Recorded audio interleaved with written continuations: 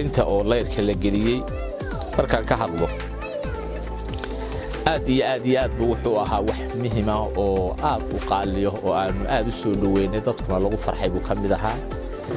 adeegiisuna wuu na anfacay oo waliba si ahmiyad badan leh buu noo anfacay solarka haddaan ka sheekeeyo wuxuu u qabtay magaalada wax la koobi karo maaha Eldaar magaalada weyn booyi magaalada dhismaysa weeye aad iyo aad baan ugu baahnayn solarka waayo wuxuu noo taray magaalada iftiin mugdi baa iftiin buu taray habeenkii dhan magaalada waa leer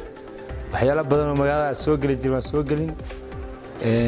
wax tuugad wax badan buu ka taray faa'iidooyinka solarku iyo intuu deegaanka ka jiray barnaamijka solar systemku waxaan oran karaa horumar ballaaran ayuu deegaanku ku talaabsaday wax weyn buuna ka qaatay horumarka deegaanka ruuxiisu haddii noqon lahayd ganacsiyada yaryar oo habeenkii runtii ku hoos gata badeecooyinka iyo waxyaalaha ay iibinayaan haddii noqon lahayd security iyo amniga magaalada haddii noqon lahayd bilicdii solarku horta wax weyn ayuu ku soo kordhiyay magaalada waxyaabo ku soo kordhiyay dhaqaalaha wuxuu ka soo kordhiyay oo dad hadii meel mugdiga deganaayo maalin ma habeenimo shaqaysan kari jirin waxa kale uu taray magaalada dad waxa jira adeesaq xun isaga socda iska jira binaadka ku jiraan iftiin badan buu taray oo dadkaas dhulka mugdiyada ahayo